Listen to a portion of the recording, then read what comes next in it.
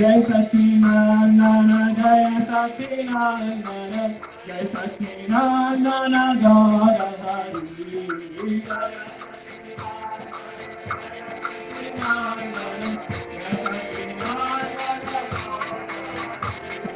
Jai Sachinandana, Jai Sachinandana, Jai Sachinandana, Jai Hari.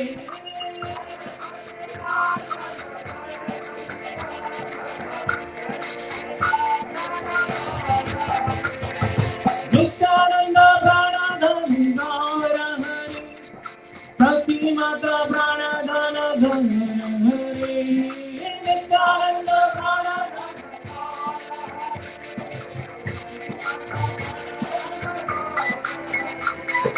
Nityananda Pranadhana Gaura Hari, Sati Mata Pranadhana Gaura Hari. Nityananda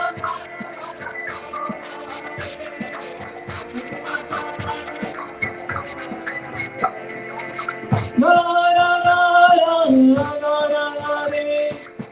Nityananda Pranadhana Gaura Hari.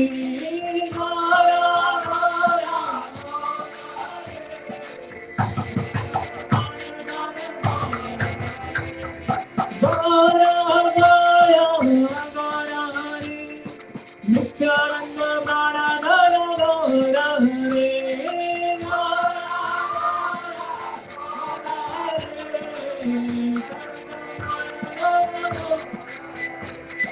Nityananda Ram Jayo Nityananda Ram, Nityananda Ram Jayo Nityananda Ram, Nityananda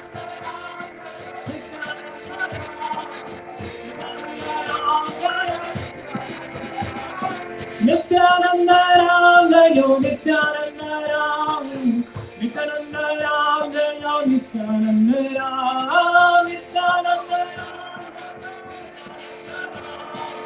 Nityananda Ram, Jayo Gauranita, Jayo Gauranita, Gauranita, Shri Gauranita,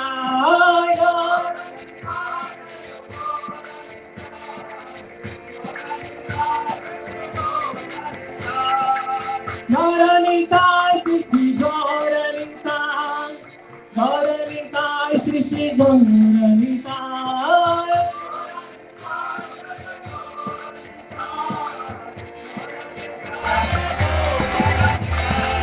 Radhe Govinda, Radhe Govinda,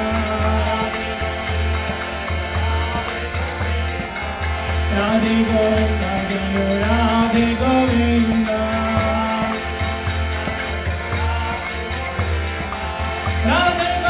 Radhe Govinda, Radhe Govinda, Radhe Govinda,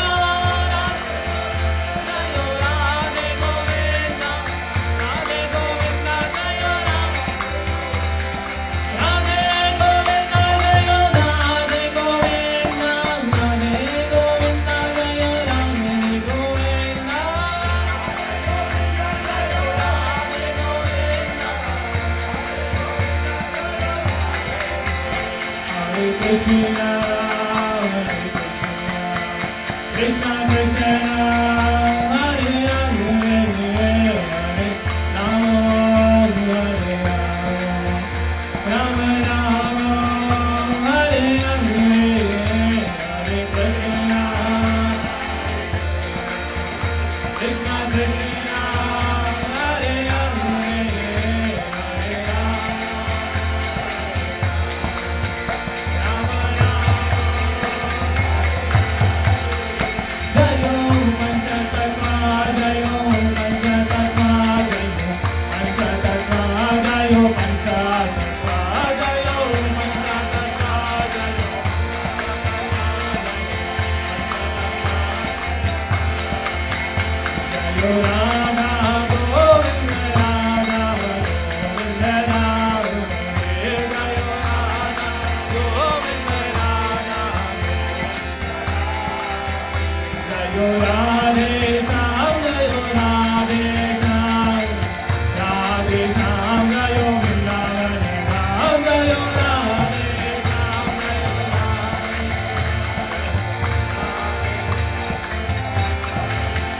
Jai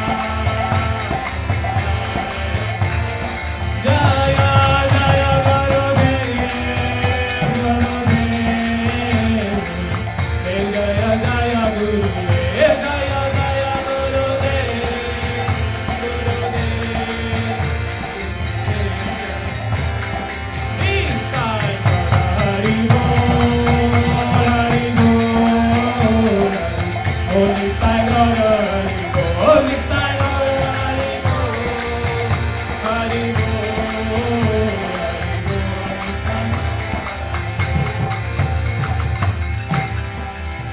हरिनाम संकीर्तन की नित्यानंद त्रयोदशी महामहोत्सव की जगत रचना विभाग की शिला गौर में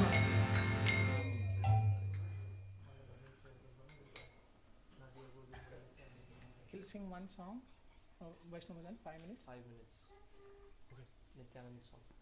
Can you play this? Because we can't play on that. Diya Godru. Like this. Nadiya Godru mein Nityananda Mahajan, Pathiya che naam hat jeeve akhara.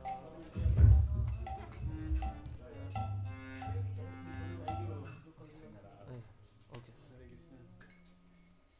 Group में share करें?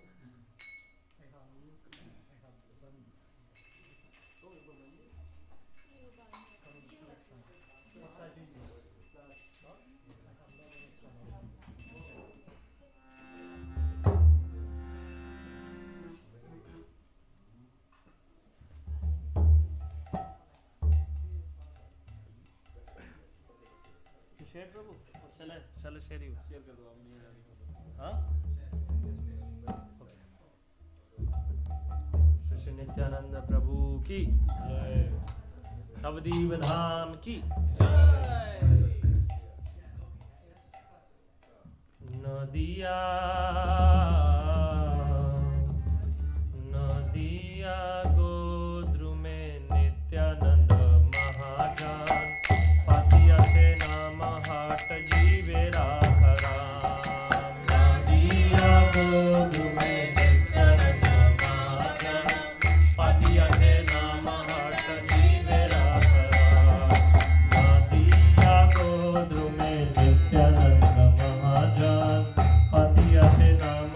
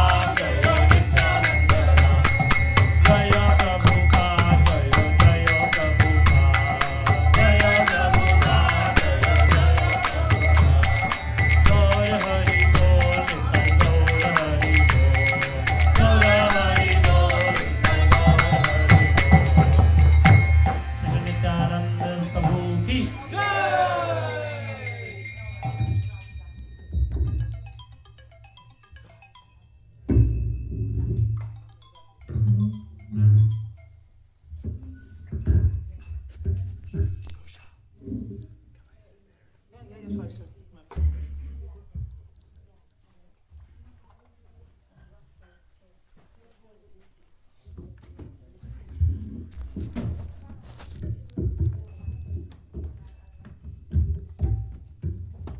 sound if you want something I can.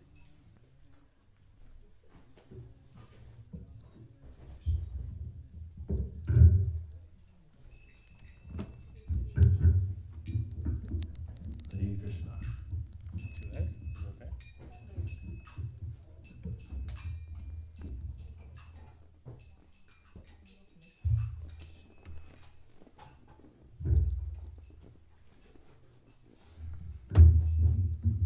Does this go up? Can this go up? It's like loose. Pull that side. Hari Bol. Lord Nityananda ki jai.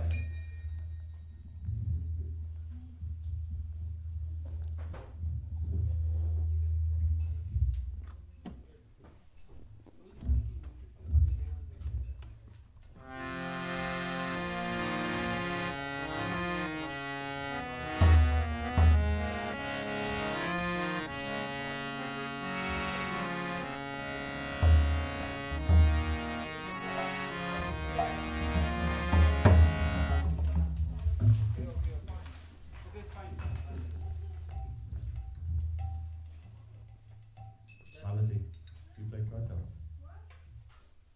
Kirtan.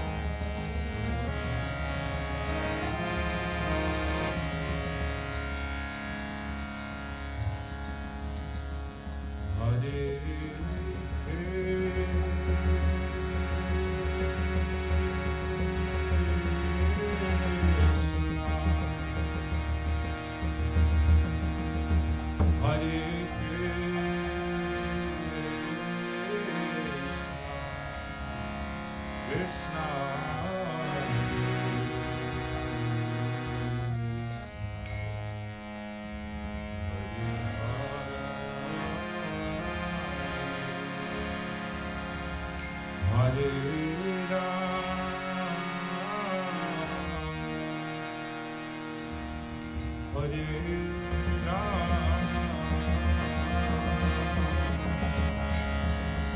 Rama Rama.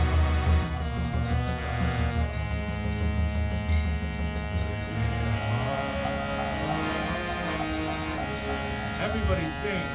Hare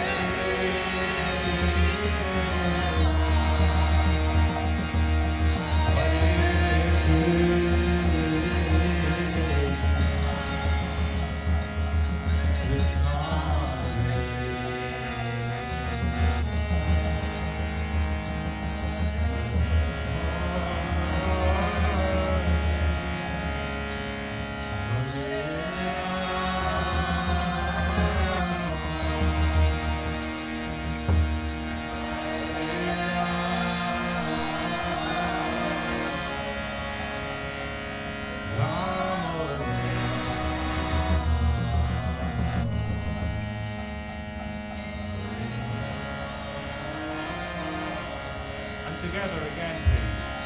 Hare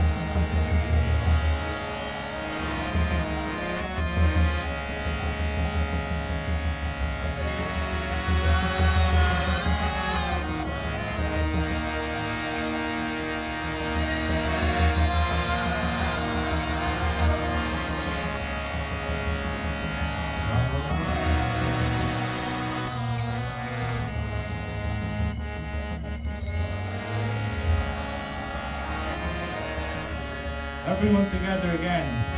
Hare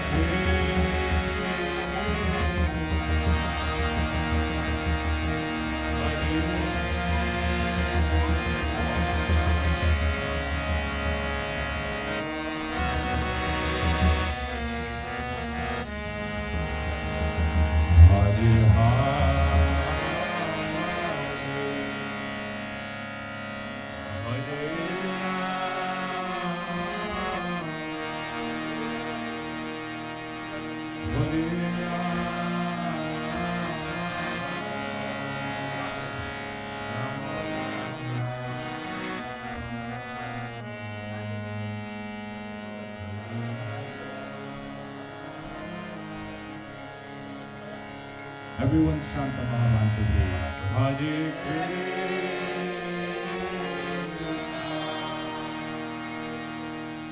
Hare Krishna,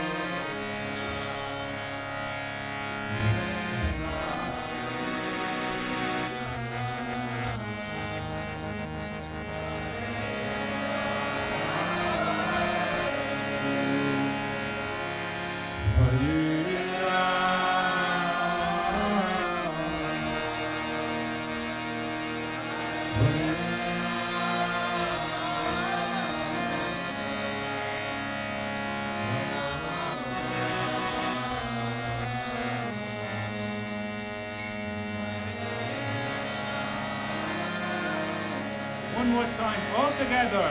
Hare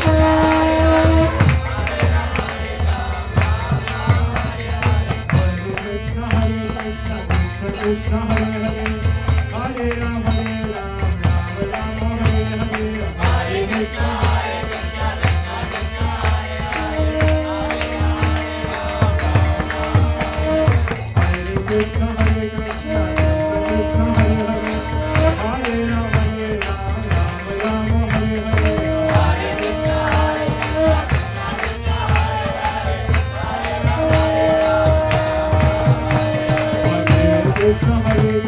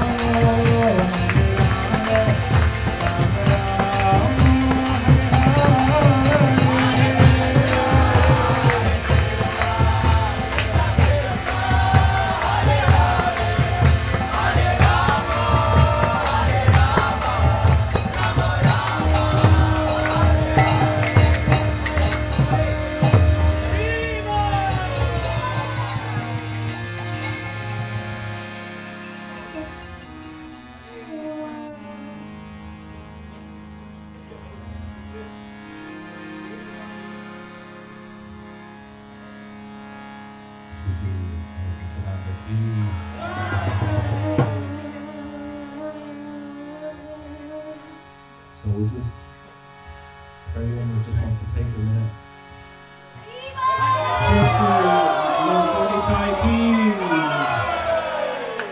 Hari Hari.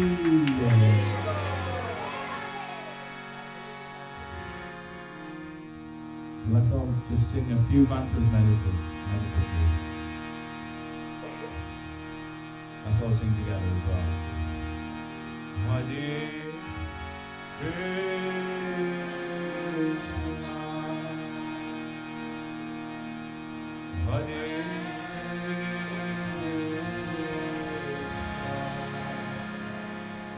Krishna, Krishna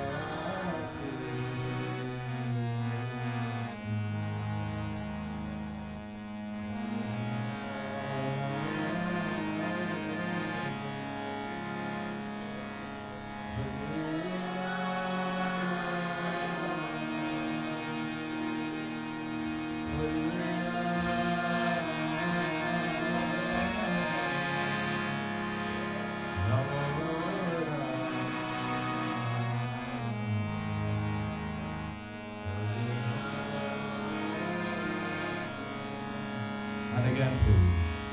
Hare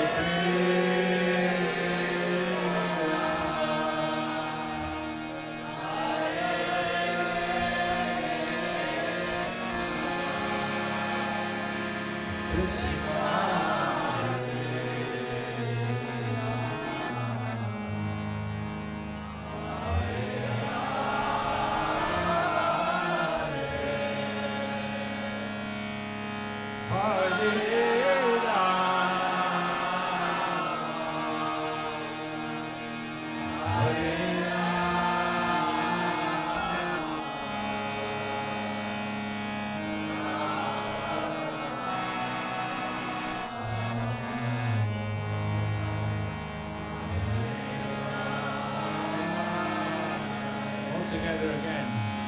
Hare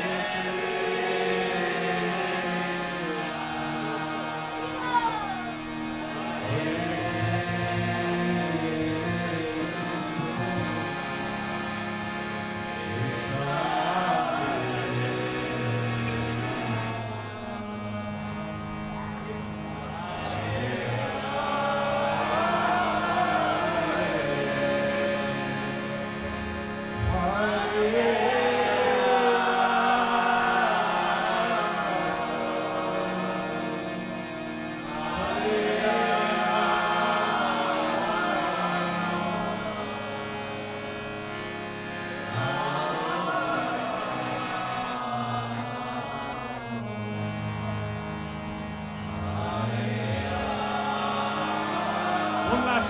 dance you can.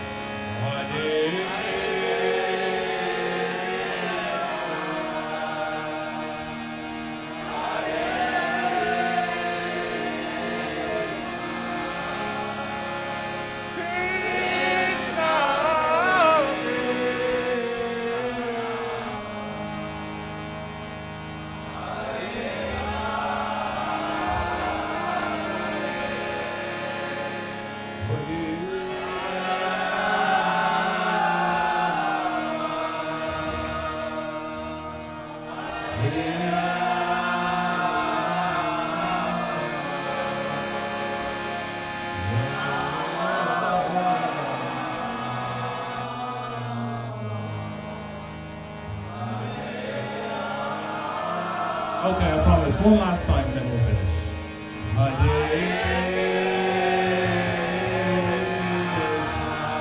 Hare Hare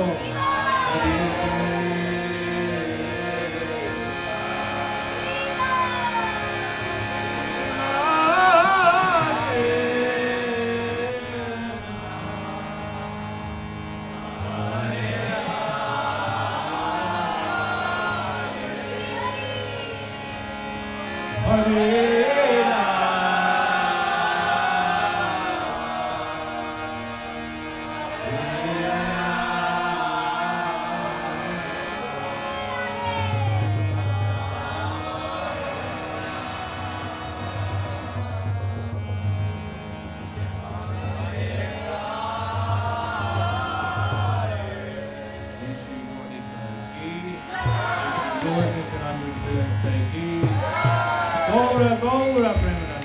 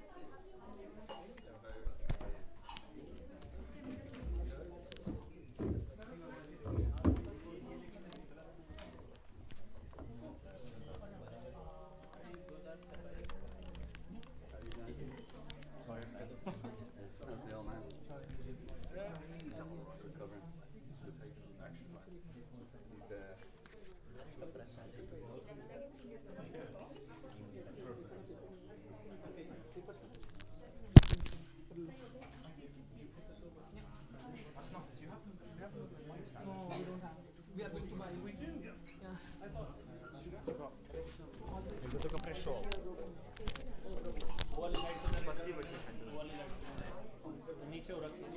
Five.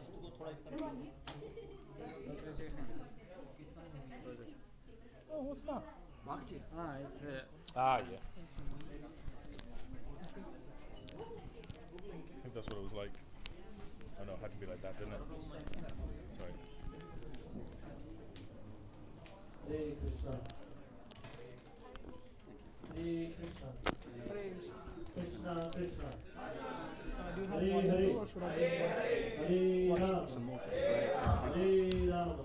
Hare Rama. Rama Rama. Rama Rama. Hare Hare. Shri Gauranitai ki jai. Nityananda Prabhu ki jai. Nityananda Prabhu Avirbhav Divas ki jai. We would like to welcome our today's special guest, Shri Prabhu Prabhuji, for we would like to request Prabhuji to share some glories of Nityananda Prabhu. Hare Krishna.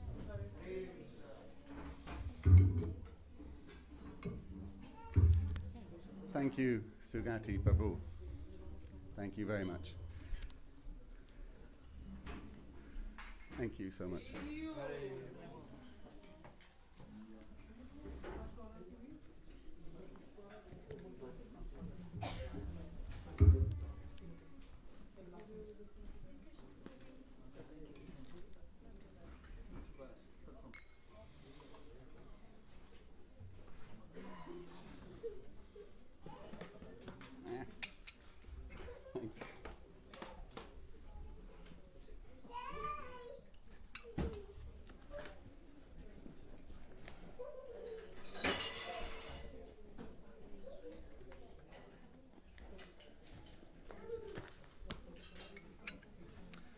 Hare Krishna, everybody. You're very welcome to ISKCONE Dublin's celebration of the appearance day of the glorious Lord Nityananda. Lord Nityananda ki.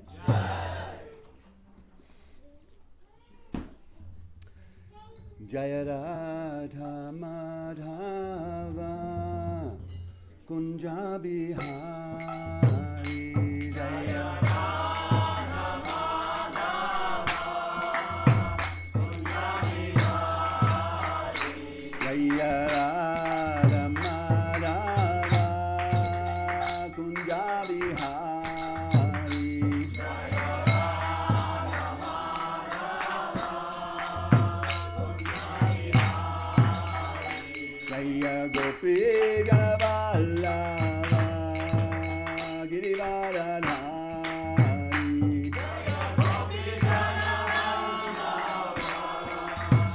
Girivaradhari Jaya Gopi Ganavallava Girivaradhari Jaya Gopi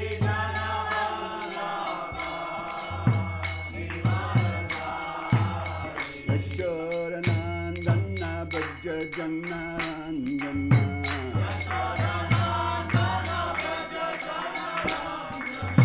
Yashodanandana Bhaja Janandana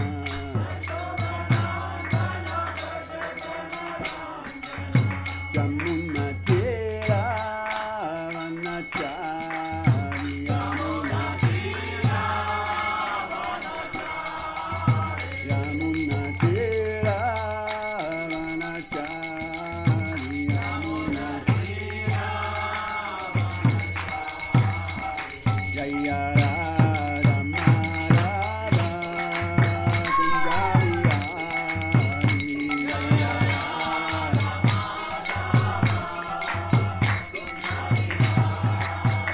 Jaya Radha Madhava Kunja Bihari Jaya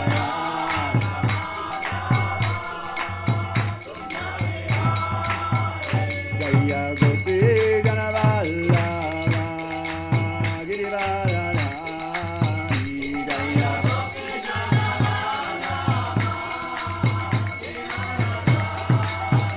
Jaya Gopi Ganavallava Girivaradhari Jaya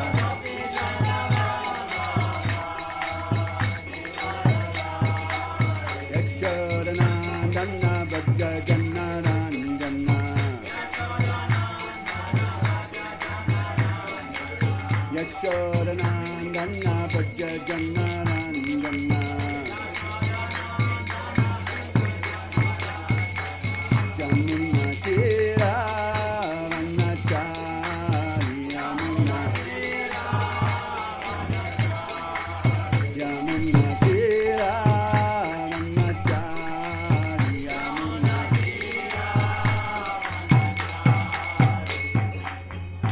Jaya Radha Madhava Kunja Bihari Jaya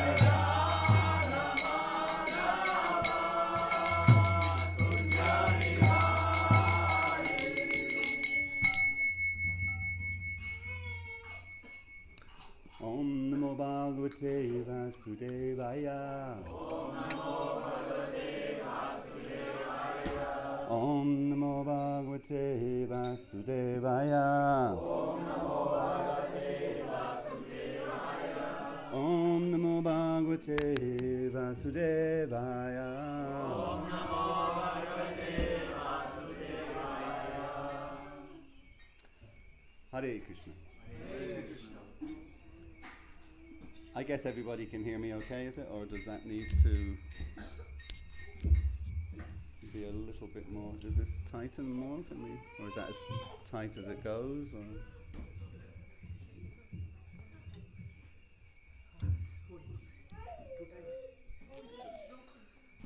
It's broken. Thank you. Thank you for that confirmation. Okay, we'll persevere. We'll persevere. Okay, so today is the appearance day of Lord Nityananda. And in many ways, Lord Nityananda is, wow, look at that. There's a man that can fix anything. In many ways, Lord Nityananda is, well, he's known as the guru of the entire world. And Lord Chaitanya tells us that anybody, well, actually, I think this was Krishnadas Kaviraj who Goswami who quoted this. He said that anybody who thinks that they can achieve love of Godhead or reach the lotus feet of Lord Chaitanya without going through and getting the mercy of Lord Nityananda, they are living in an illusion. They are delusional. In many respects, we see the same dynamic with Krishna and Radharani, that we cannot approach Krishna and we cannot win Krishna's favor without first of all winning the favor of Srimati Radharani. So it's the very same with Lord Chaitanya and Lord Nityananda.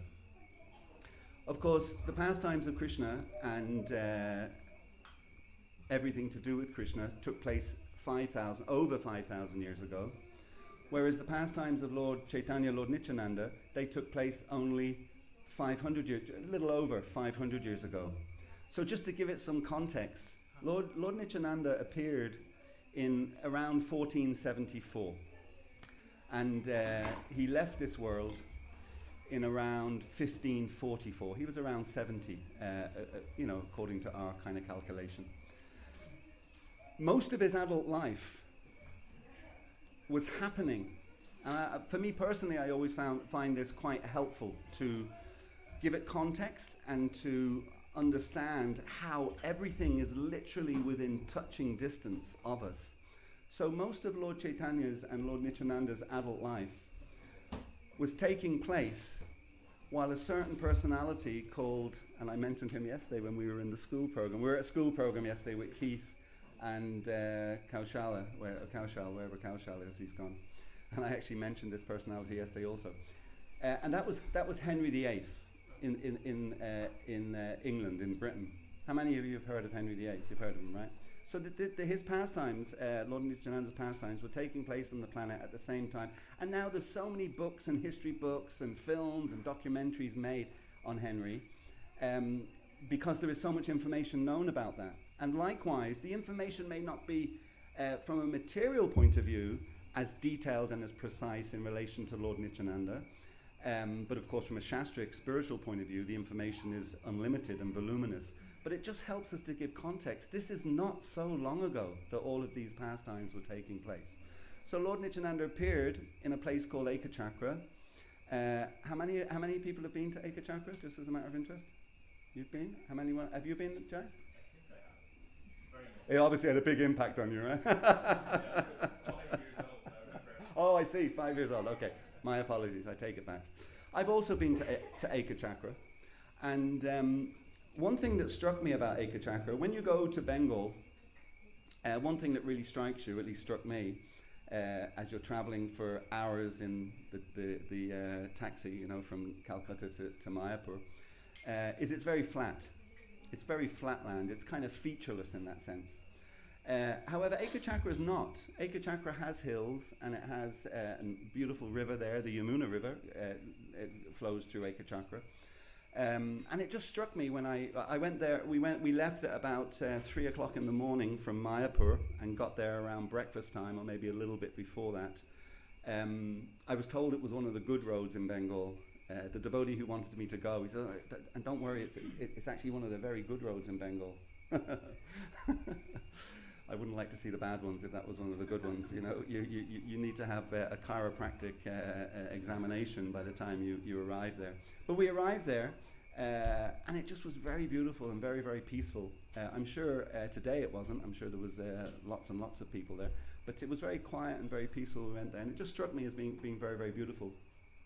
So 1474 was when Lord Nityananda appeared in Ekachakra, and he lived there for the first 12 years of his life. And one of the striking things about him when he was young was that he would encourage all his friends to enact the pastimes of Krishna in dramatic performances as a young boy. And all of the people of Ekachakra, they were completely stunned by two things. One, by his knowledge of these pastimes, because it's not as though when my children were growing up, you know, every evening you would read Krishna book to them, one, to help them learn about Krishna, and two, to get them to sleep. So you would give them all the information about Krishna like that. But Lord Nityananda, right from a very, very early age, before he had been given all that information, he was able to enact all these pastimes. That was the first thing that struck them. And the second thing that really struck them about him as a young boy was that when they were performing these pastimes, and one particular pastime is cited when Kamsa tells Akrura to take Krishna and Balaram away from Vrindavan. And then the gopis, particularly Radharani, is so distressed, and she's just, literally leaving her body out of the distress of Krishna leaving like that. So Lord Nityananda, when this pastime was being performed by his friends, he also was in this morose state, and they couldn't figure out, or they kind of assumed actually, that this wasn't a dramatic performance. He was actually experiencing this. Lord Nityananda was experiencing the same pangs of separation that Srimati Radharani was experiencing in the original pastime that took place 4,500 years earlier. And he did that for all of his youthful life. For the first 12 years, that's what he was famous for, and that's what he absorbed himself in, all the pastimes of Krishna, and engaging. And this is, of course, the thing about the Sankirtan movement. He was engaging everybody else. This is the great gift. We're all sitting here now, and you've heard me say this so many times, I guess, at this stage, but we're all sitting here now. Why? Because Srila Prabhupada engaged us in the Sankirtan mission. Well, Srila Prabhupada engaged us in the sense that he came from India to the West to start the movement, and then his followers engaged us to get involved, and then the followers engage other people to get involved, and they simultaneously engage other people. And the whole idea is that the family of Lord Chaitanya, the family of Lord Nityananda, the family of Krishna is ever growing, and we're bringing people into that family. So this is what Lord Nityananda did. And there's that wonderful verse or phrase or statement from Lord Chaitanya, which also I'll talk about a little bit later, when Lord Chaitanya asked Lord Nityananda to return to Bengal. But just the thought that comes to my mind in relation to engaging everybody, and he had the whole of Ekachakra was engaged in Krishna's pastimes like that, and he was a young boy doing this, so he was really empowered. Obviously, he was none different than Lord Balaram. But the phrase or the statement of Lord Chaitanya's is "Ekaki amara nahi pai bolo," and when I first heard that quoted, or first read it, or heard somebody quote it and explain it, it kind of knocked me off my feet. It really stunned me, because Lord Chaitanya, who is a combined incarnation, as we know, of Radha and Krishna, if Krishna is not potent enough, Lord Chaitanya comes as a combined incarnation of Radha and Krishna, so the potency is even increased more and more. And here he is stating, "Ekaki amara nahi pai bolo," that alone I cannot spread this Sankirtan movement. I need all your help. So Lord Nityananda is living that statement by engaging all the people of Ekachakra. But also for us, we should never think that somehow or another we're able to do very much on our own, that we're so empowered that we can achieve X, Y, and Z. No. we need the help, just as Lord Chaitanya said he needed the help to spread the Sankirtan movement, but even more so, as Bhakti Siddhanta Maharaj wrote to Srila Prabhupada in 1936, I think, just a few weeks before he left this world. I think it was 36. He wrote to Srila Prabhupada, the last communication that Prabhupada ever got from Bhakti Siddhanta Maharaj. And he wrote to Srila Prabhupada. Srila Prabhupada had written to him literally within a week of that, which I always find amazing as well. These days we have email, and then if you didn't think email was fast enough, then we have WhatsApp. You know, it's like, oh my God, ping, ping, ping, ping. So in those days, of course, you had to write the letter, you had to, with your hand, you had to put it in an envelope, you had to go to the post office or get somebody else to go to the post office, put a stamp on it, put it in the letterbox, postman had to come and collect it, had to get driven to its destination or flown to its destination and then delivered, etc. So within a week of Prabhupada writing his letter, Bhaktisiddhanta Maharaj had already responded. So in Prabhupada's letter that he wrote to Bhaktisiddhanta Maharaj, he said, "Dear Guru Maharaj, I am feeling," I think the word he used was morose actually, I think that was the word he used, something like that. "I am feeling morose. I see that all your brahmachari and sannyas disciples, they are fully committed to your mission and they are serving you in so many ways. But I am a lowly grihasta. I am a lowly grihasta, and I have a business and I have to work to maintain my family, and I am feeling great pangs of separation from you and from your mission, and I would like to know, how can I serve you?" And as I say, within a week, Bhaktisiddhanta Maharaj had responded, and he said, "Whenever you get the opportunity, the time and the resources, whenever that happens," and it will happen, but whenever that time comes, please try to spread this message in the English language in the Western world.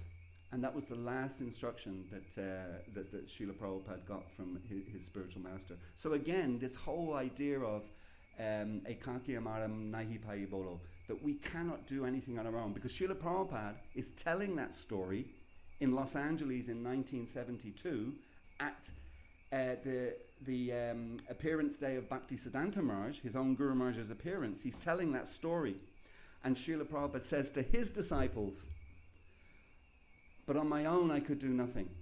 It's only when all you boys and girls came that this movement was able to spread and expand." And Bhaktisiddhanta Maharaj says in that letter, he said, "Please spread this mission in the English-speaking world, etc. That will be good for the mission of Lord Chaitanya. That will be good for you, because you'll be engaged in the mission and preaching. And that will be good for those people that come forward to help you, because they then will be serving, not just you, not just me, but they will be serving the lotus feet of Lord Chaitanya and the lotus feet of Lord Krishna. And that will greatly enhance them and give them incredible opportunities to advance in spiritual life that they otherwise would never have had." And I just think that's always something we've got to keep in our minds. It's why we like our Hare Krishna centers, notwithstanding in Ishrat, that's the retreat center, but that's why we like our Hare Krishna centers to be in the city, not to be in the suburbs, not to be in some sleepy place where nobody can visit. We want them right in the center of the cities. We're blessed to have this 50 meters or so from O'Connell Street, so as that people don't have to make an effort. They're just walking past and they can see us, you know. One of our most successful centers in Europe really is ISKCONE London in Soho Street, because it's just there. It's just right there in the center of a city of 8-9 million people. So as that we make it as easy as possible for people to connect with this movement. You can think when they walk in the door, going in the restaurant's easy enough, but I suppose if they're looking, I'll tell you a story. When I joined actually in Soho Street, that's where I joined. I went there for the very first time with 3 other people, kind of friends, acquaintances that I'd met in London. They weren't devotees, not at all. And the 4 of us came one evening, and we were going to the evening program. They would have a talk and some prasadam and the evening arti. One of us, I don't know which of us, one of us had got a card. Someone had picked up a card or handed us a card or whatever it was. So we decided to go. I mean, the main reason we were going was we were broke and we were going to get a free meal. The old free meal is always a good one. So here we are outside the temple. So you probably all know Soho quite well. We're outside, hasn't changed really in all those years. Although then the restaurant was called Healthy, Wealthy and Wise. Now it's called Govinda's. But we're all outside the door. And suddenly, we were getting cold feet. It's kind of interesting. We were getting cold feet. But my kind of false ego, I'm not afraid to go in, kind of thing like that. Anyway, we all walked in the door where that little reception area is, and then you have to go up the stairs. So we all walked in the reception area, and I was at first in line, and then we started walking up the stairs. I looked behind me halfway up the stairs. There was only one of my friends left. The other two hadn't bothered to go up the stairs. Got up to the top of the stairs, just as and the temple room door is just on your left then, and I was just about to go in the temple room. I looked behind me again, and the other guy was gone. You know, so I ended up being the only one who actually walked in the door. So I'm just thinking here also in Dublin, you know, you come in the main door, going in the restaurant, it's kind of easy enough. There's a big window there, they can still see the street outside, so that'll give them some sense of comfort, you know. But coming up these stairs, you know, there's no windows, you know, big long stairs, and thing, you know. I can imagine for a first timer that can be a kind of like a little bit of a little bit intimidating, you know, to actually, particularly for a Westerner, for maybe people from an Indian background and know it's a temple, that it's not such an issue, but for a Westerner it can be quite an issue to get up those stairs. So we always should be conscious of that actually, and try to, you know, make it as non-intimidating as we possibly can. But anyway, the point I was just making was that having places in the city centre, that's the opportunity to engage people in this movement. And this, I just found that such a powerful message from Bhaktisiddhanta. It will be good for the mission of Lord Chaitanya, it will be good for you, Srila Prabhupada, and it will be good for those who help you. So we've always got to try to get people to help us with this mission for those same two reasons. The first reason, we need the help. How many times have you been out in Harinam in Dublin here, and you've got, you know, one singer who's maybe not the best singer in the world, a madonga player who's maybe not the best madonga player in the world, and a cartel player who's playing the cartels out of tune or out of time, you know. We need help, you know. We want to have, one time I was on a Harinam in Calcutta. It was the 50th anniversary year of ISKCONE. So that was 2016, I think that was, wasn't it, 2016? It was the 50th anniversary of ISKCONE. There was a big festival in the Netai Chandra Bose Stadium, was it? A basketball stadium that held 20,000, and we filled it twice. We actually filled it twice for this festival that we were having. But prior to that festival, and there were so many devotees there, loads of devotees from India, of course, but also from all around the world. And that festival was in the, at least the one that I attended was later in the afternoon. So kind of around lunchtime, we went out on Harinam in Calcutta, and there must have been about 2,000 devotees on that Harinam. It was the most extraordinary experience to have that tour de force walking through the streets of Calcutta, chanting the holy names, you know, with expert madonga players, you know, expert cartel players, expert singers, you know. It was just so powerful. So yeah, we need the help. So that's the first reason. We need the help. But secondly, we're then engaging people in the service of Lord Chaitanya, and you're basically stopping their karma right there and then. And they are now on the path back to Godhead. I was reading yesterday or the day before, and I've already forgotten where I was reading it. Oh, we were reading it, it was Monday actually. It was, we were doing Bhakti Shastri session with a man who was there at Moksha. He's not here at the moment. And we were reading where Srila Prabhupada, he was glorifying George Harrison actually. He was saying, one of our friends, and he didn't name him by name, it was interesting, one of our friends, an English musician, likes to chant Hare Krishna. He has even put Krishna's name in some of his songs. And he was glorifying George Harrison for that reason. And then he said, because in the Nectar of Instruction we're talking about Kanishta devotees, Majjhima devotees, and Uttama devotees. And for a Kanishta devotee, well actually even less than the Kanishta devotee, Prabhupada was just saying, anybody who even utters the word Krishna once, even once, in their entire life, the name Krishna, just once, we should always respect them, give them the utmost respect, because their karma has brought them to the point of uttering the word Krishna. And they are way above, I think was the phrase Prabhupada used, they are way above that person who's just uttered the name of Krishna once. They are way above the general population. So this idea of getting people, there's one devotee, I won't mention him by name, he told me that his first contact with the Hare Krishna movement was he saw Harinam in London also. It was in London he saw Harinam. And he was a punk at the time. I don't know how many of you know who punks are and punk rock and all that kind of thing. You can Google it, you can find out. Punk rock, actually my wife, Galoka, who cooks here in the restaurant, you know her? When she joined the Hare Krishna temple, she had a shaved head here on the sides, right? And one of those big Mohican hairstyles. You can slag her about that. You know? She was a punk. She was a plastic punk. You know, she wasn't a real genuine punk. You know? Anyway, the punk rockers, they really like to offend. You know, they really like. One of their big things was people used to go to punk rock. I'm sorry for saying this on Lord Nityananda's appearance day, but people used to go to punk rock concerts, and the really hardcore fans, they would stand right at the front of the stage, just where the stage was. Why? Because they knew the band members were going to spit on them.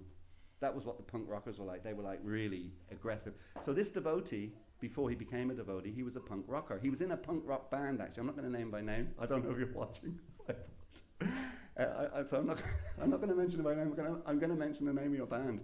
So before he joined, he was in a punk band called The Threat. You know, which I thought was a great name for a punk band, actually. You know, it's a real aggressive name. You know, The Threat. You know. So that was his punk band. Anyway, one day he's in London and he sees a Harinam party passing by. And what does he do? He runs up behind it, and whoever the devotee was, and the last devotee in the Harinam party, and he kicks him in the backside. So that was his initial contact with the devotees, kicking a devotee, you know, physically assaulting a devotee. But then he became a devotee, you know. So this association with devotees, and any little thing Prabhupada talks about, even if you utter the symbols Krish and Na, an hour apart, a day apart, a week apart, a month apart, the transcendental benefit that you get just from doing that is incalculable and unlimited. So yeah, we need the help, and we want them to come in and be part of Lord Chaitanya and Lord Nityananda's family. So that's what Lord Nityananda was doing up to the age of 12, just engaging everybody in the service of Krishna by enacting those pastimes. And he was living those pastimes. It wasn't it wasn't a thing that you switch on and switch off. He was living those pastimes. And then, at the age of 13, a traveling mendicant knocked on the door of Lord Nityananda's home, and his father, Hadai Pandit, answered the door.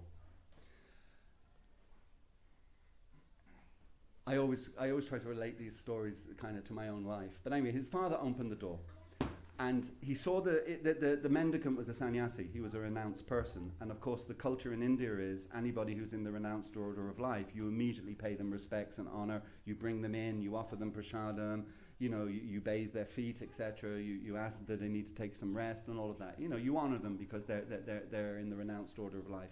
So Hadai Pandit brought this traveling mendicant into his home. And he said, and he just basically said to him, "Oh, it's so wonderful to have your association. You know, whatever you want, please let me know, and I will give it to you. Anything I have is yours." And he stayed there for a little while. And then when the traveling mendicant, because that's the nature of a traveling mendicant, they move on. When he was leaving, Hadai Pandit said the same thing to him. "If there's anything I can give you, please let me know. I will give you whatever you want." And the traveling mendicant said, "Well, actually, I'm a simple guy. I don't need very much." He said, "However, it would be wonderful if I had a traveling companion. And I think your son would be a perfect companion for me." And the reason I'm thinking in my own life, you know, relating it to my own life, it's someone that said that to my father when I was 13. I'm sure my father was, "Oh, take him." But Hadai Pandit was really sort of, you know, it's kind of, why did I say that? He wants my son, you know, why did I say that? But he honored it. He had said it. You know, he knew this was a wonderful personality. He knew that Nitai, which was how Lord Nityananda was referred to when he was a young boy, Nitai, he knew it would be wonderful for him also, for Nitai. He'd be trained up, etc., and he'd get wonderful association. So, although it kind of broke his heart a little bit, he let Nitai go with the traveling mendicant. And he was only 13, young boy, only 13 years of age. So, Nitai left, And he travelled for the next 20 years with that travelling mendicant, and he visited many, many, many different holy places all around. That was his life, travelling around, learning, getting spiritual knowledge from this travelling mendicant, and visiting all the holy places, chanting Hare Krishna, etc. That was his life for the next 20 years. That was his life, wasn't it? Yeah, the next 20 years. During that time, Lord Nityananda increasingly took on the nature of an avadhuta. And as we know, Lord Nityananda is known for that. He's known to be an avadhut. So for those 20 years, he increasingly took on the nature of an avadhut. But it's interesting, you know, I was reading this morning, what Bhaktisiddhanta Maharaj is. You know, Bhaktisiddhanta Maharaj is known as the Nrsimha Guru. In other words, he was very, you know, he wasn't an airy-fairy person, let's put it like that. You know, he wasn't attracted to the flowery words of the Vedas, you know. Bhaktisiddhanta Maharaj was a super down-to-earth, practical, super philosopher, like an absolute super philosopher. I mean, for a man whose first language was Bengali and then I guess Hindi or whatever, English was not his first language. Anytime I read anything that Bhaktisiddhanta Maharaj has written, I need to have a dictionary beside me, because he's using English that I just had never learned, and English is my first language. It's quite incredible. But so he was a super intellectual personality, a credible philosopher, but very practical, very down to earth, and not in any way airy-fairy, whatever. So I was reading this morning his definition of an avadhut, and I really liked it, because sometimes devotees have this thing about, now, oh, they're cool, you know, they don't care for anything, and they do all crazy things, and whatever like that, which is true to some degree. But Bhaktisiddhanta Maharaj's definition was somebody who behaves in such a way as if they do not have any material senses. In other words, the senses are not pulling on them. They have no attraction to them. They have no interest in them. So that's basically, as we learn in Nectar of Instruction, Vacho Vegam, it's basically the tongue, the belly, and the genitals. Total control of the tongue. And Prabhupada tells us how we control the tongue, by only eating Krishna Prasadam and only speaking Krishna philosophy or the names of Krishna like that. That's how you control the tongue. And once you control the tongue, you will automatically control the belly, and once you control the belly, you'll automatically control the genitals.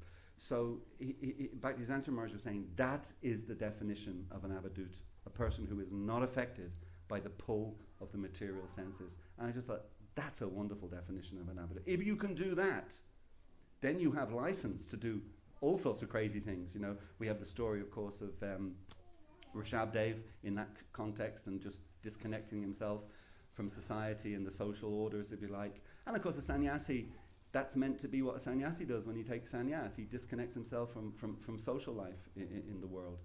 So Lord Nityananda, for those next 20 years, traveling around all the holy places, he was increasingly manifesting the symptoms of an avadhut like that. But at the age of 32, let me get this right now. At the age of 32, he was in the place called Parampur,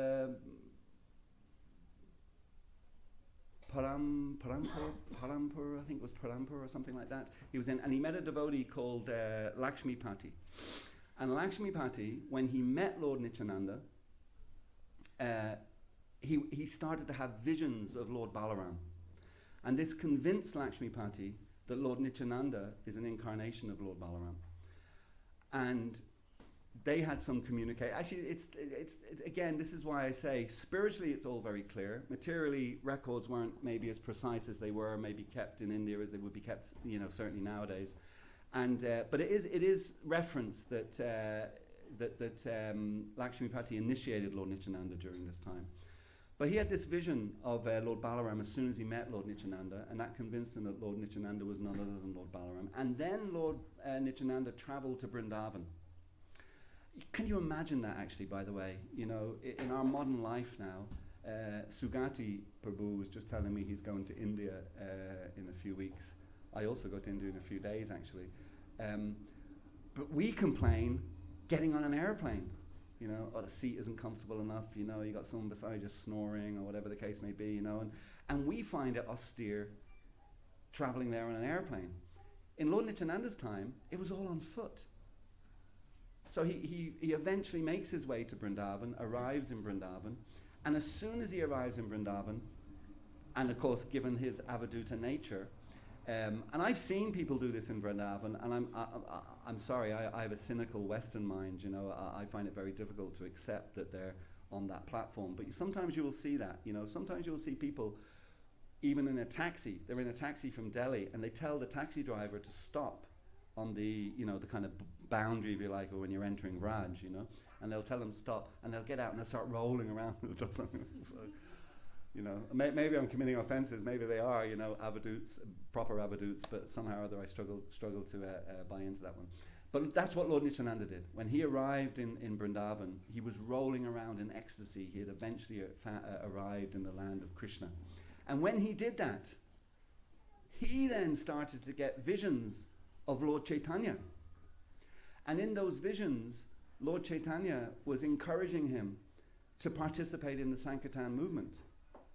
And that was interesting because it was at that point then that Lord Nityananda shed his avadhut nature, because now he had to get involved in the preaching of Krishna consciousness.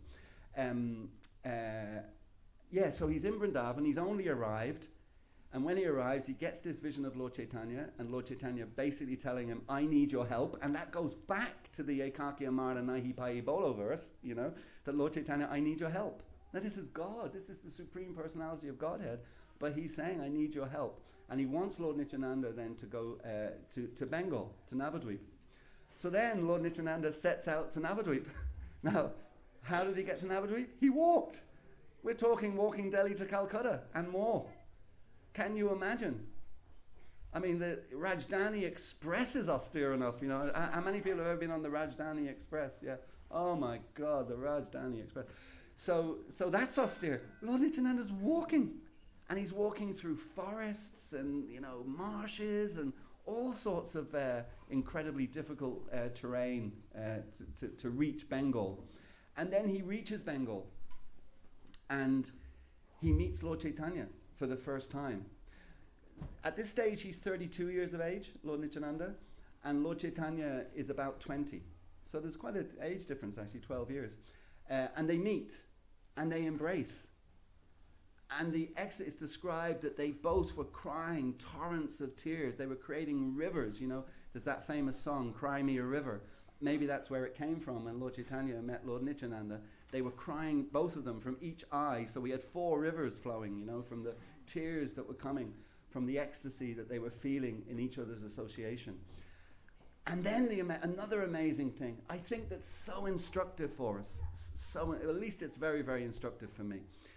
And that is that Chaitanya Charitamrita declares that Lord Nityananda is none other than Lord Balaram. And of course, Lord Chaitanya is none other than Krishna. Well, actually, he's a combined incarnation of Radha and Krishna.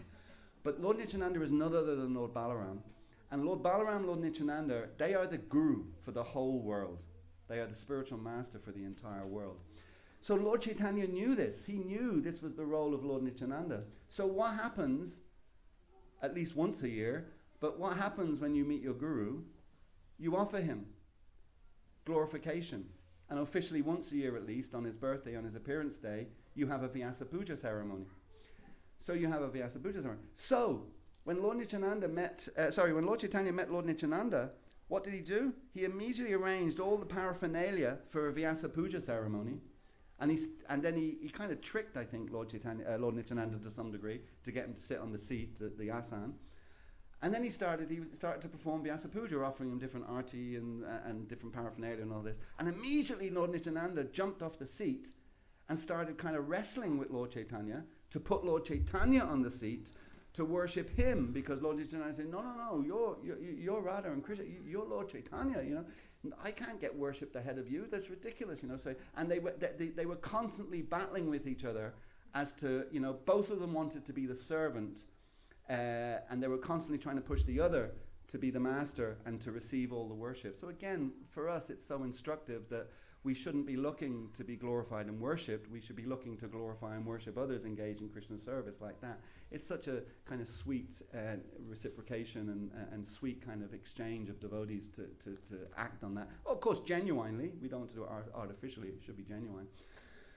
So then they were in Bengal. And they were starting, we know some of the pastimes there. The most famous pastime, I guess, arguably one of the most famous pastimes of Lord Nityananda, is when Lord Chaitanya asks him to preach door to door, which is, again, another instructive thing. It's something we don't do here. The Mormons do it, the Jehovah's Witnesses do it. We don't do it, and it would be interesting. We're in the city centre, so it's mostly apartments. It may be a little bit more tricky. But it is an interesting thing that, if we were to pick a locale in Dublin, the first area where there's houses, and I don't know, wherever the closest place to be where there might be houses. Yeah. Ballsbridge, yeah. Let's go to Ballsbridge. And actually just do it in a real systematic way, that we take a couple of streets that we can all cover in an evening and knock on every single one, give them a free book and give them a free little bit of prasadam, and just leave a card with them for the centre's address on it, and just see what effect that would have, because we've never done it. We've never done that door-to-door idea. Anyway, Lord Chaitanya asked Lord Nityananda and Haridas Thakur at this time to preach door-to-door. So they're doing that. And in the course of that preaching, they come across the famous Jagai and Madai, who Prabhupada describes. Actually, there's one reference to Jagai and Madai, that when Yamaraj, he asked Chitragupta, his assistant, because there are many demigods helping Yamaraj, because it is a complicated process. We all are going to die at some point, so Yamaraj has to figure out what our next destination is. So someone has to be keeping track of our record. What we've been up to. Like that. So he has many assistants. So one of them is Chitragupta. Excuse me. So Chitragupta one time was tasked with, like an accountant, keeping a ledger of all of the things that Jagai and Madai have been up to, all the things they have done, so they could figure out what their next destination was whenever they would leave this world. And it's described that Chitragupta couldn't do it. It was just too much for him. There were so many, bad things going on in their lives. It was just impossible to list them all and keep them all. And basically what happened to Chitragupta was he became exhausted and he fainted because it was just too difficult. So that was what Jagai and Madai were like. And I think Prabhupada talks about Jagai and Madai, that, we think in our modern history, we think of quote unquote demons like, who do you think you're kidding, Mr. Hitler? Mr. Hitler and a few others of that nature. And we see them. I think there's a few Ukrainians in the world. I think, it's very interesting that one of the demons in Krishna's Leela is Putana. Huh? And that's only because I think you put an A on the end when it's female, right? So Okay. So Prabhupada was talking about the kind of modern day demons that we have, and I think he did mention Mr. H. And he was saying, but what you've got to understand is, in the pastimes of both Krishna and Lord Chaitanya, these modern day demons they wouldn't even register on the scale of demoniac activity compared to Hiranyakashipu, compared to Ravana. And he also mentions Jagai and Madai, so these were big time demoniac personalities. So Lord Nityananda and Haridas Thakur meet them, and they're trying to preach to them, and they just chase them away, and they're shouting profanities at them, and being really heavy and nasty and aggressive, So they kind of run away, and then they're discussing, well, what do we do now? Lord Chaitanya's asked us to do this. Say, we have to go back. And Lord Nityananda makes the point: if we can convert these two personalities to Krishna consciousness, can you imagine the effect that will have on Navadvip? It will just have this incredible effect on Navadvip if we can convert the two biggest rascals in the village, in the area. So they go back for a second attempt. And on the second attempt, the same thing happens, only this time, Madai takes up a clay pot, and he hurls it at Lord Nityananda, and it hits Lord Nityananda on the head and draws blood. I mean, can you imagine, these are pastimes, and Jagai and Madai ultimately achieve salvation. But can you imagine how bad your karma must be? You're picking on God, or God's first expansion, throwing pots at him and drawing blood.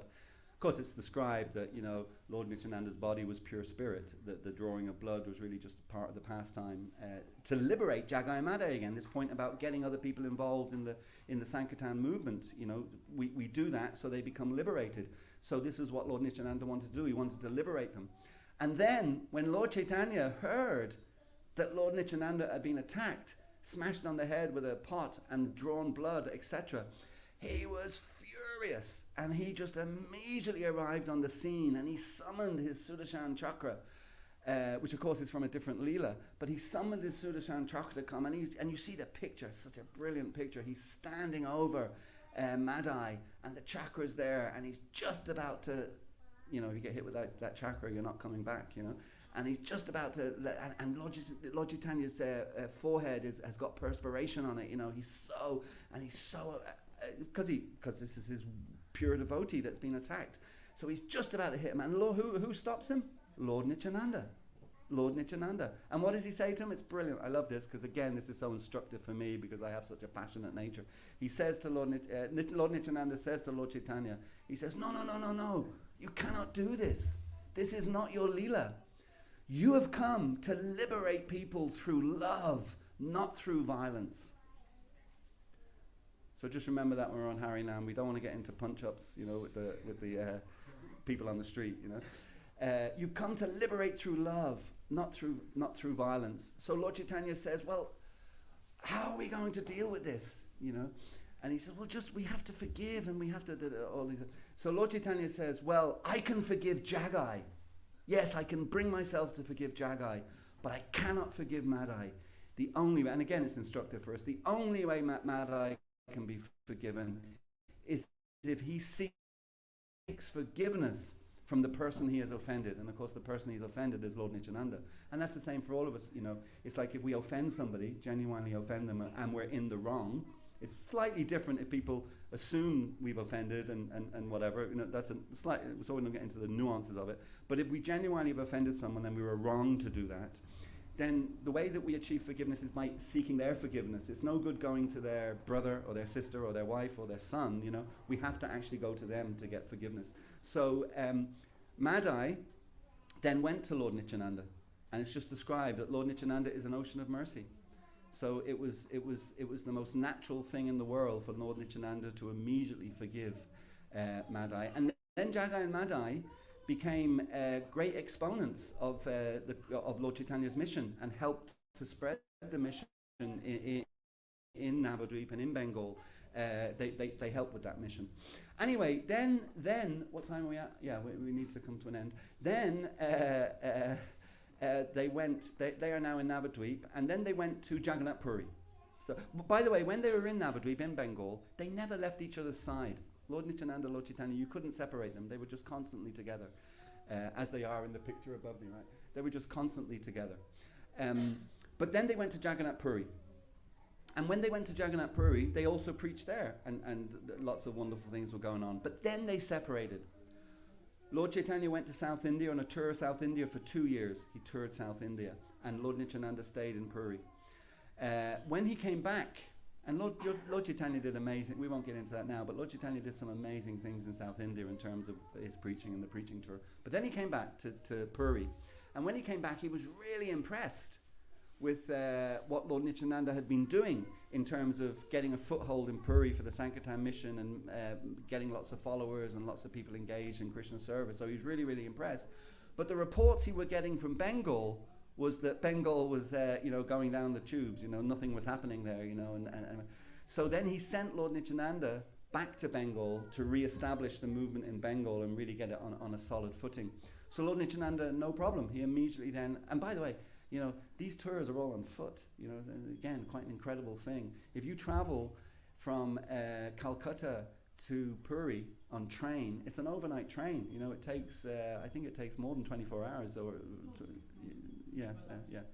It's a long, I've been on it, I just don't remember the time. But it's an overnight train, you know, going through Cuttack, right? Yeah.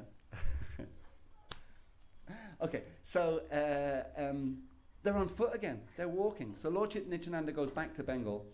And when he goes to Bengal, he starts the movement in a place called Panahati. And we still have a festival there every year when we go to Mayapur.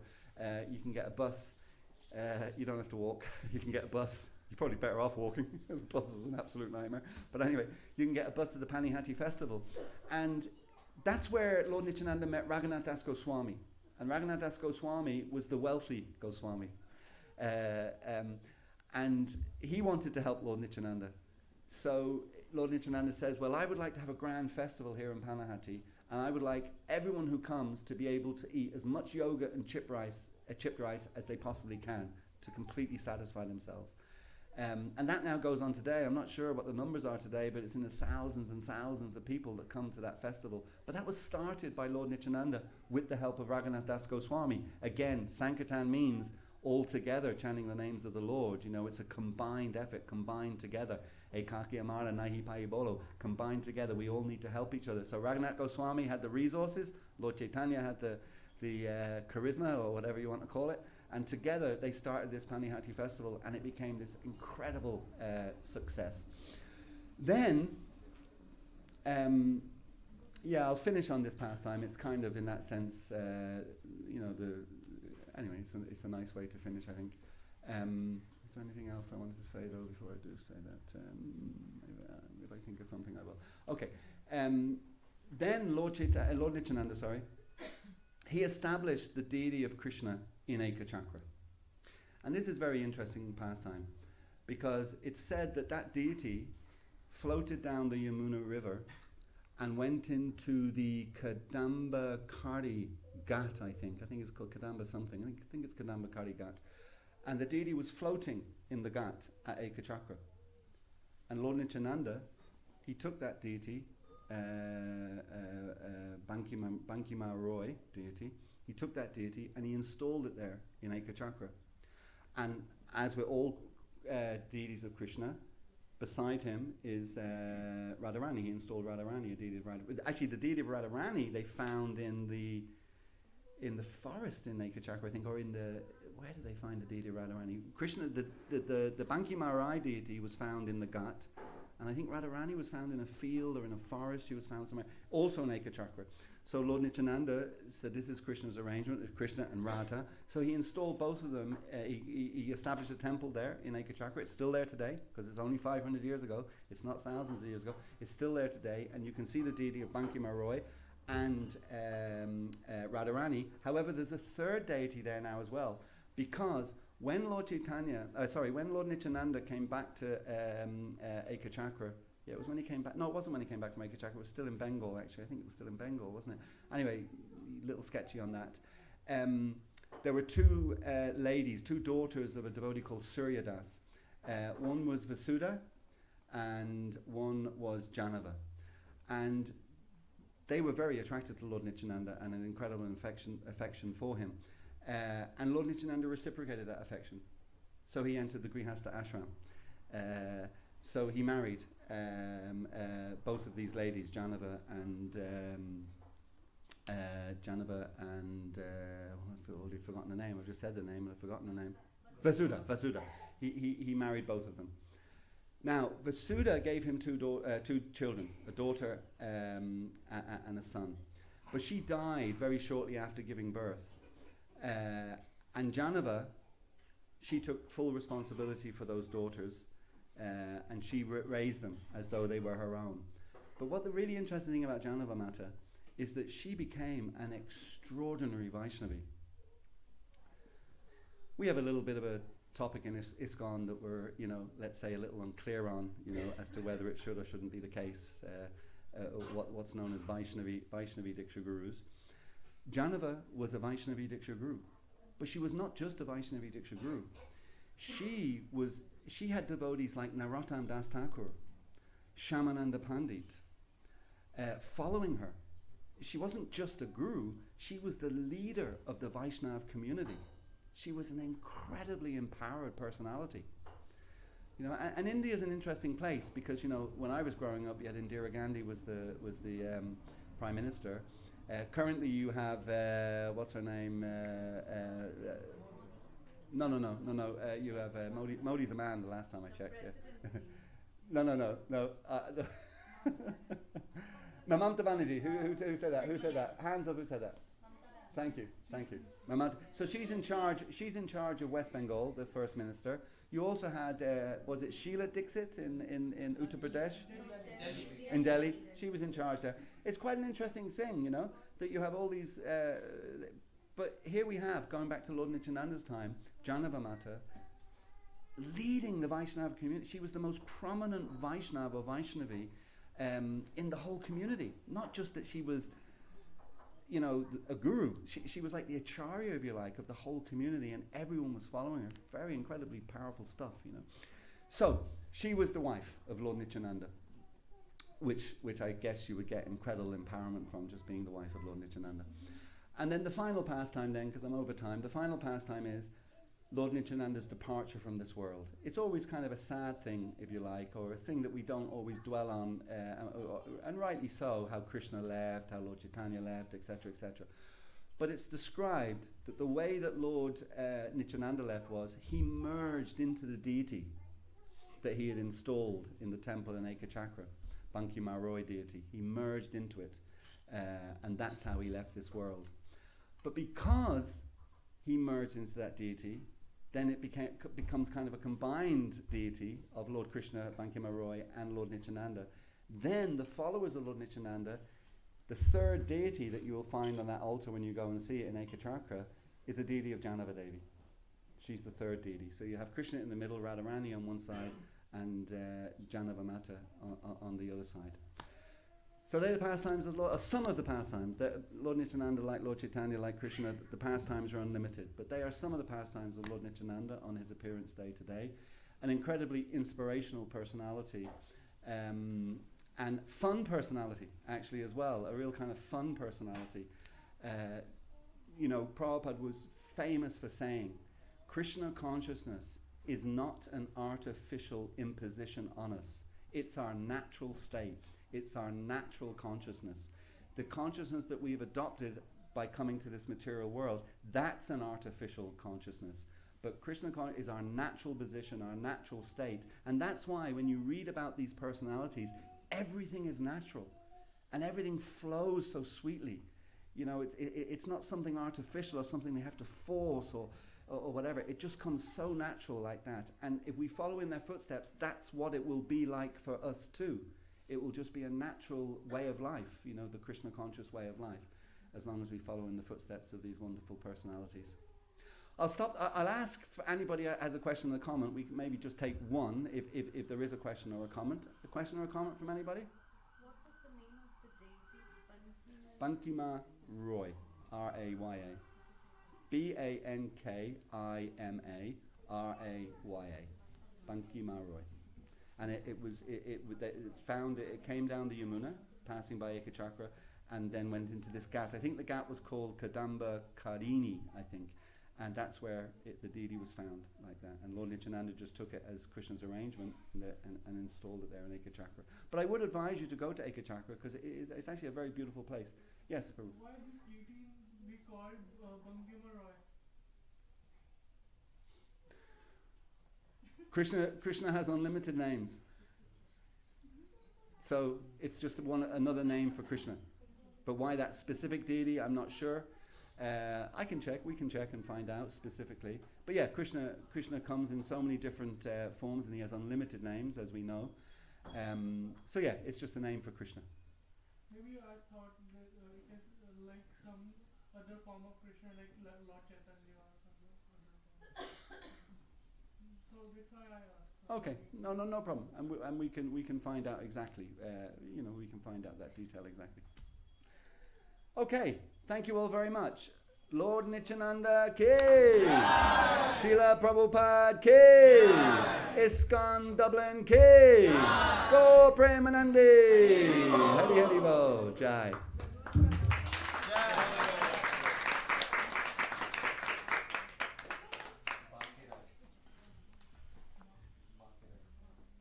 You can Google it, you'll find out.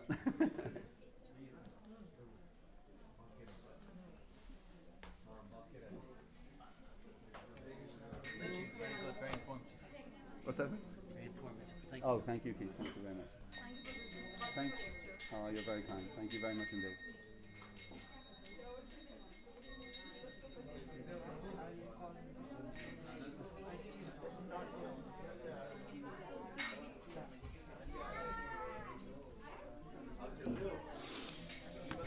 Thank you, Joseph.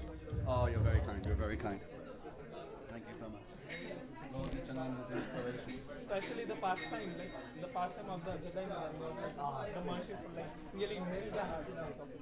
And especially Ekchakra is being connected from Mahabharata as well. This Connected from. Mahabharata. Oh, yeah. It was like the chakra which Krishna left. So that was thrown and came to Ekchakra. Yeah. That was like. Yeah. That's why the name became like Ekchakra. Yeah. The first chapter. Yeah. I didn't know that. Yeah.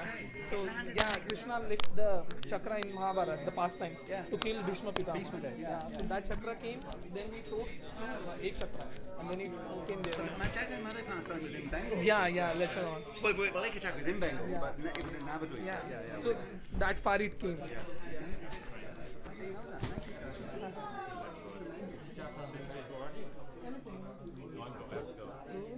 You want to sing Ekachak. No, I give the talk. I don't want to dominate. You can sing Kajal.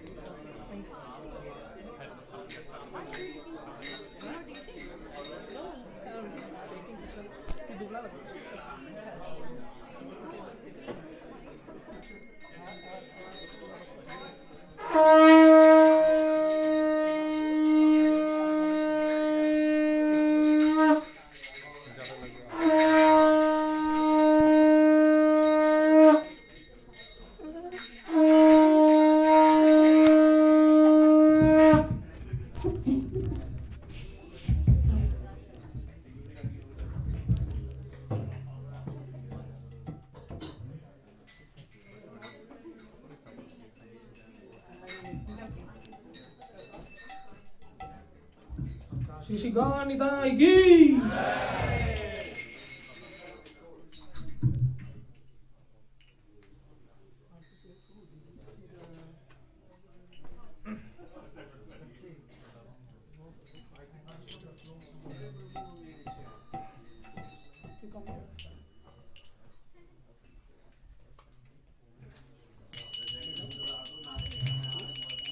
Jayo Jayo Gora Chande Arati ko shobha Jayo Gora Chande Arati ko shobha Jayo Jayo Gora Chande Arati ko shobha Jayo Jayo Gora Chande Arati ko Janavi Takamani Jagamana Loga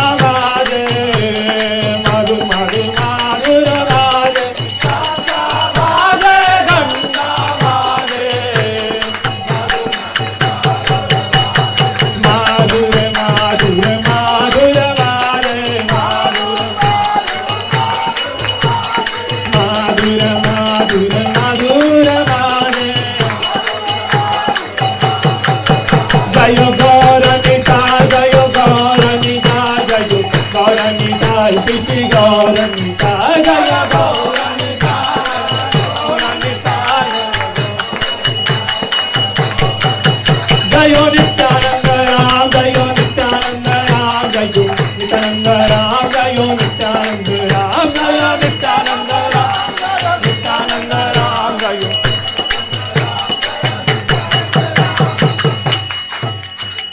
Eva Bahu Goti Sangangini Avaramu Jagu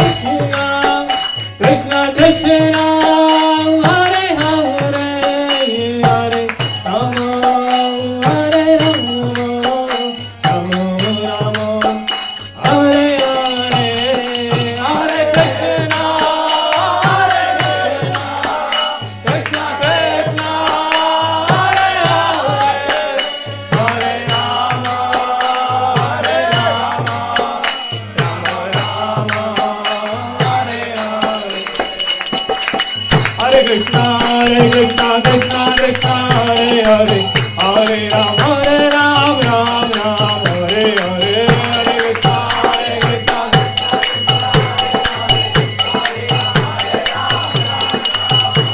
Hare Krishna Hare Krishna Krishna Krishna Hare Hare Hare Ram Ram Ram Hare Hare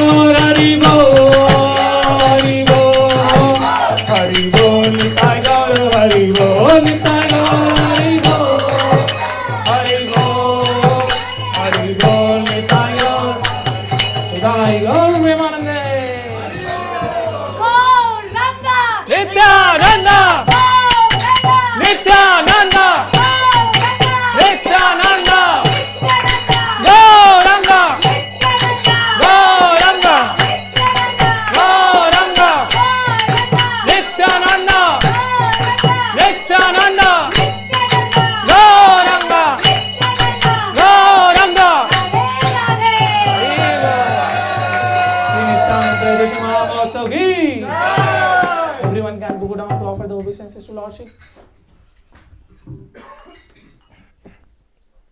जय ओम Vishnupad Paramhans परिव्राजकाचार्य अष्टोदशक Shri Shrimati divine के सभा चरणारविंद भक्तिवेदांत स्वामी शिला प्रभुपाद की जय ओम विष्णुपाद परमहंस परिव्राजकाचार्य अष्टोदशक शिला भक्ति सिद्धांत सारथी ठाकुर शिला प्रभुपाद की अनंत कोटि वैष्णववृंद की नामाचार्य शिला हरदास ठाकुर की षडगोस्वामी प्रभुगण की वर्तमान आचार्य वृंद की प्रेम से गौ जय श्री कृष्ण चैतन्य प्रभुत्यानंद श्री अद्वैत गदाधर शिवासादि गौर भक्तवृंद की श्री श्री श्याम कुंड राधा कुंड गिरि गोवर्धन धाम की ब्रजभूमि श्री वृंदावन धाम की नवदीप श्री मायापुर धाम की कुरुक्षेत्र धाम की श्री क्षेत्र जगन्नाथपुरी धाम की द्वारिकापुरी धाम की गंगा माई की यमुना माई की भक्ति देवी की तुलसी महारानी की बृहद मृदंगा की श्रीमद् भागवतम भगवद गीता की निताई गौर प्रेमानंदे all glories to assembled devotees all glories to assembled devotees all glories to assembled devotees all glories to Shri Guru and Shri Gauranga all glories to Srila Prabhupada की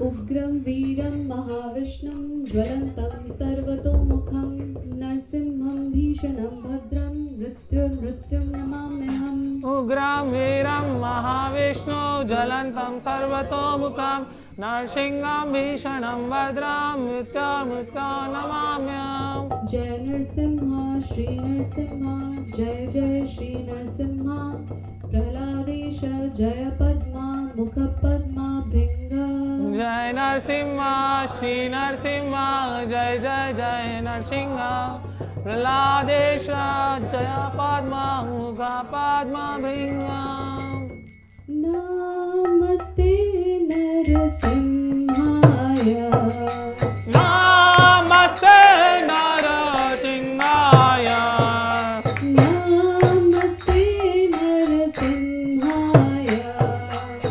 नमस्ते नरसिंहाय नमस्ते नरसिंहाय नमस्ते नरसिंहाय Prahlad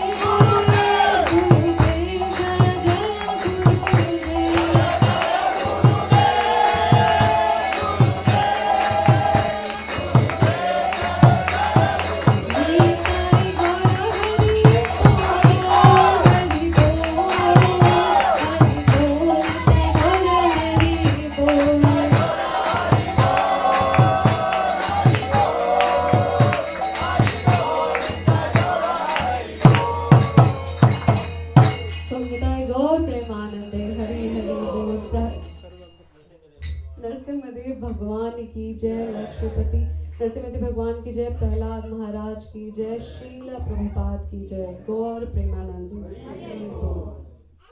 Radhe Radhe.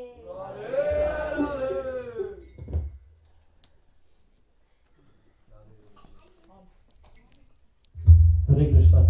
So I would like to thank you all for joining today in today's celebration of the appearance day of Shri Nityananda Prabhu. Now we will be going for next part of the program, the last part of the program, which is Mahaprasad. Mahaprasad ki Jai! So Mahaprasad will be served in the restaurant, but we have to maintain the cleanliness, okay?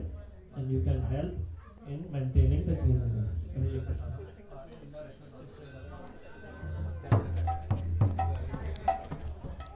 महाप्रसादे गोविंदे, महाप्रसादे गोविंदे, नाम ब्राह्मणे वैष्णवे, सर्वपुण्यं वरं राजन्,